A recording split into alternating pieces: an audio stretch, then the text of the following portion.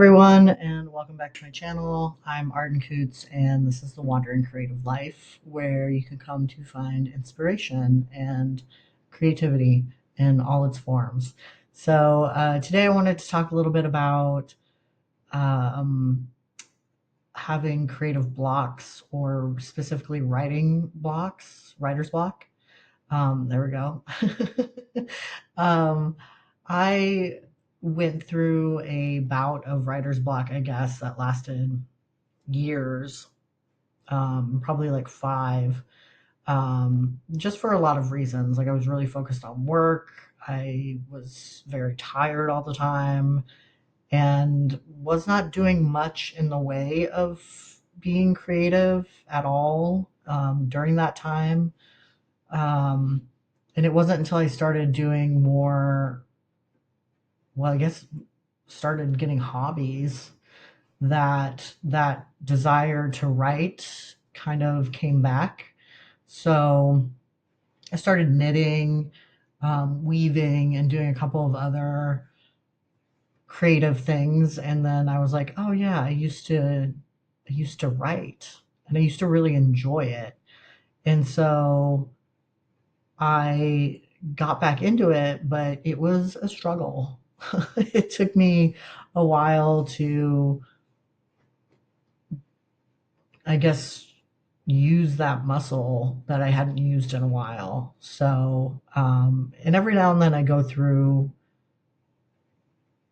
having writer's block, and I have tried a lot of different things to get it flowing again, I guess. So I wanted to share some of my tips, some of the things I like to do to help with writer's block.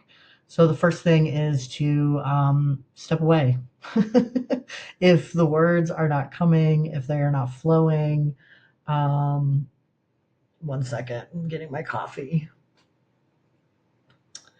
I'm currently recording this at like 6:30 a.m., which is super early for me, but didn't sleep much last night, so I'm fueling myself with coffee today.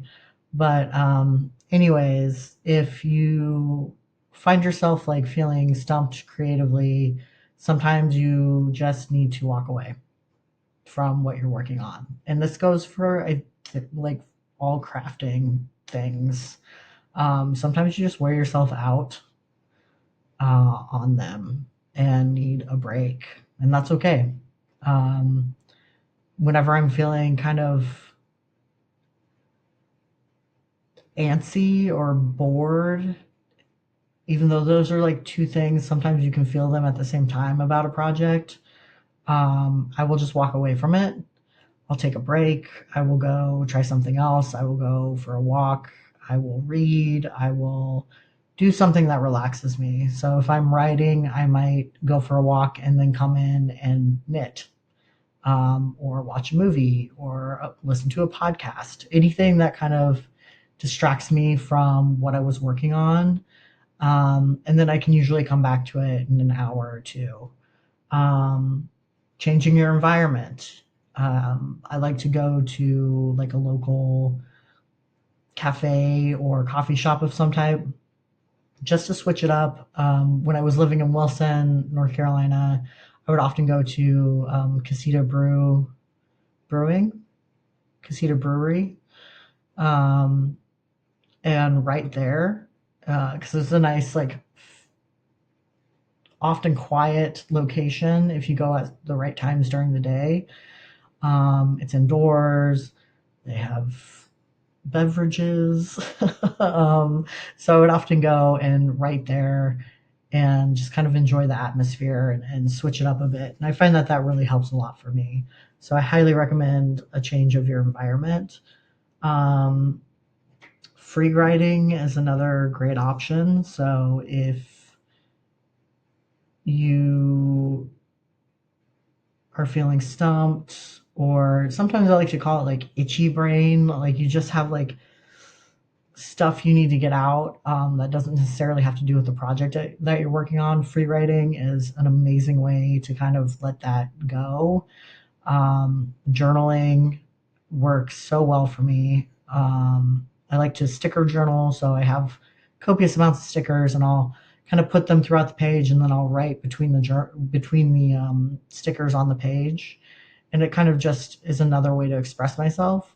So that's really fun and kind of opens up my creativity in a different way. So highly recommend that as well. I highly recommend all of these. Otherwise, I wouldn't be talking about them.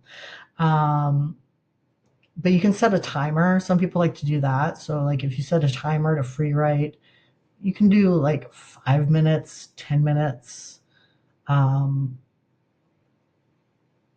maybe like up to 15. I don't know if I would do any more than that or any longer than that.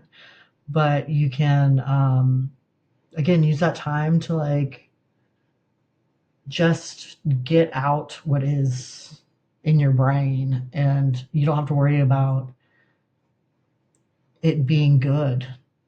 You don't have to criticize it. It is literally just word vomit on a page, and it's just for you. So it's a great way to get the writing flow back.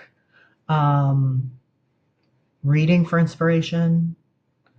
Again, a great way to take a break from what you're working on is to just step away and read. I like to read in a different genre than I'm writing usually. So if I'm writing romance, I might be more drawn to reading fantasy or horror or something like completely opposite of what I'm writing.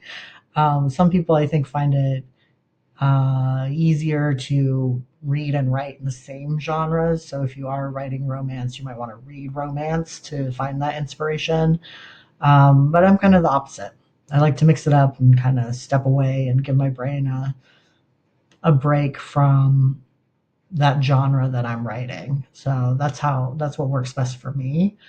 Um, you can do brainstorming. You can build a mind map. Um, I oftentimes like to do mood boards in Canva. So I'll get on Canva and just build mood boards around the story that I'm writing or an idea that I have. It's just a fun way to look at pretty things and put them together. I have a poetry book as well. And so what I like to do is pick a poem from that book, and I'll build reels kind of just for shits and giggles. Like I have a separate Instagram called Where We Once Existed. That is all poetry and photography. And it's just a place for me to be creative in a different way than writing um, romance. So it's fun to, again, kind of exercise and stretch my brain in a different way. And I really enjoy it. It's, again, I get to look at pretty things and put pictures and music together and in my poetry and kind of mix it all up into an experience. So it's really fun to do that. So yeah, like mood boards, mind maps, anything like that that help you kind of get the wheels turning. It's a great way. Um, let's see what else. And I'm actually looking at my blog that I wrote about this to remind myself of what I recommend. But you can read the blog if you'd rather read this type of information. The blog is on my website, ardencoots.com, under the blog section. But I guess other options, right, is if you have someone to do this with, you can always like a creative partner, or maybe you're in a writing group, anything like that. Um, you can reach out to them, brainstorm things. I have a couple of good friends. We have a Discord channel together, or server, I think is what it's called. Um, and we will kind of bounce ideas off of each other if we can't meet in person. So that's a good option.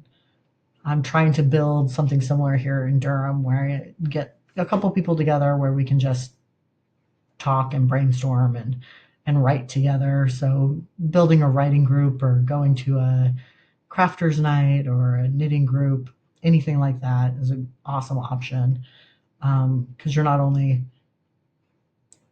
changing your environment, but you're talking through brainstorming things and you're meeting new people, which is great. Um, Other options or other things to, I guess, take into consideration, right? When you're writing, if you're feeling overwhelmed, look at the goals that you're setting for yourself. I often don't set word count goals because they make me feel overwhelmed and then I don't want to write.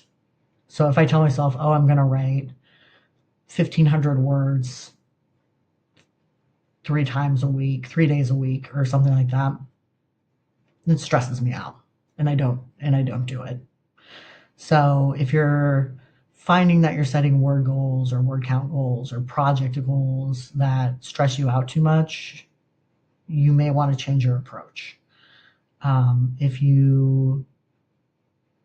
are like, oh, I have to knit for 5 hours every week in order to finish this project, and then you find yourself not doing it, it might be too much. So maybe 2 hours a week is a better option, or 30 minutes a day or something like that. Like, reassess what's making you feel stressed out, because the more stressed you are, the less fun it is and the less likely you are to do it. So set realistic goals for yourself, and goals don't always have to be um, like I was gonna say numerical, but I don't think that's the right way to say it. Like, it doesn't always have to be like X number of words or X hours of whatever. It can just be, I'm gonna knit this week and leave it at that. So you can kind of like put whatever boundaries, I guess, on the goals that you want, but make sure that they work for you. Um, Last but not least, coffee sip.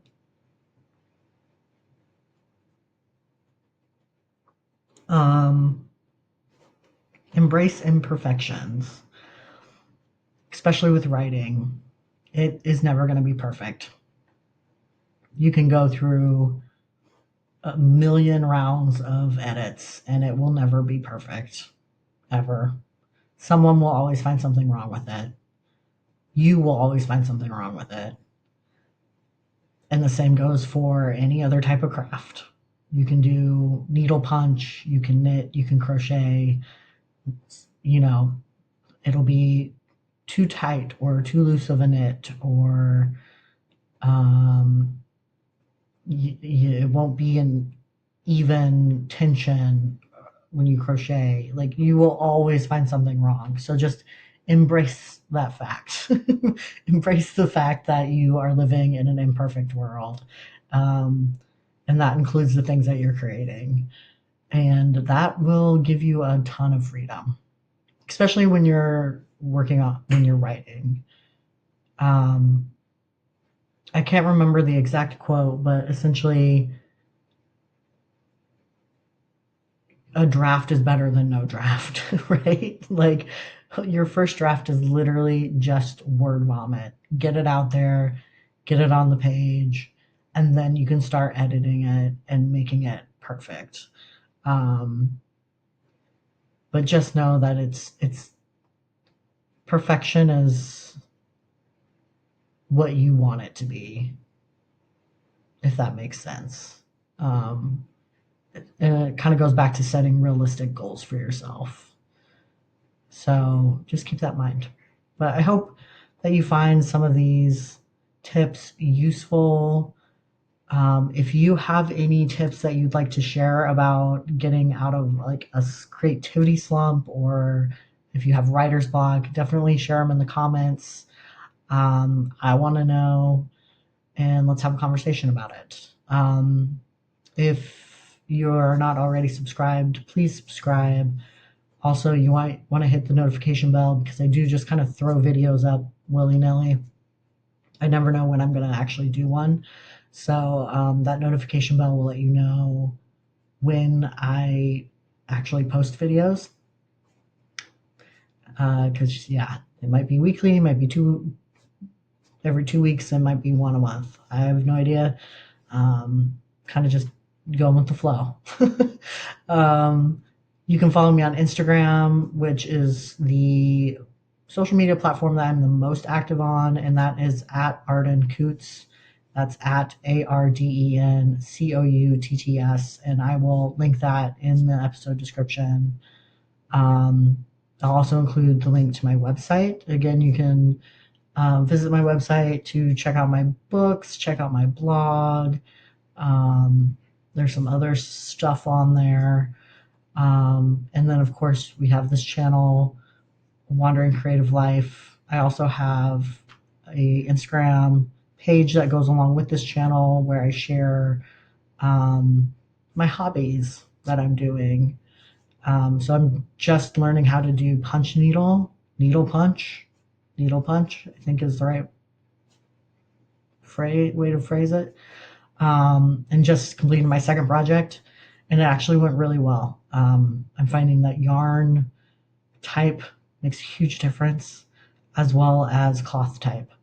Um, so I've learned those two things already the hard way, because my first project was not pretty. It was a disaster.